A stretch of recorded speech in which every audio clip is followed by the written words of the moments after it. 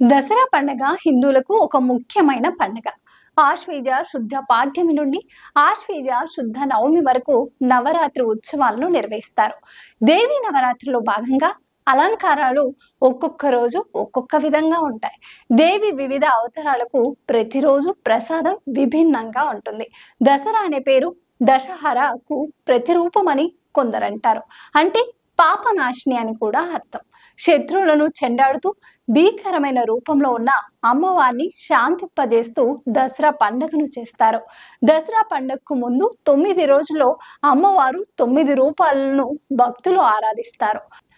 అలాగే ప్రత్యేక పూజలు, దీపాలంకరణ, అవతారాలు కూడా నిర్వహిస్తారు.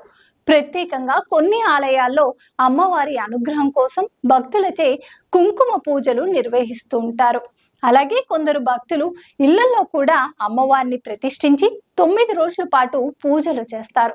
కాగా శరన్నవరాత్రిలో ప్రత్యేకమైన నైవేద్యాలను కూడా అమ్మవారికి చేసి పెడుతుంటారు.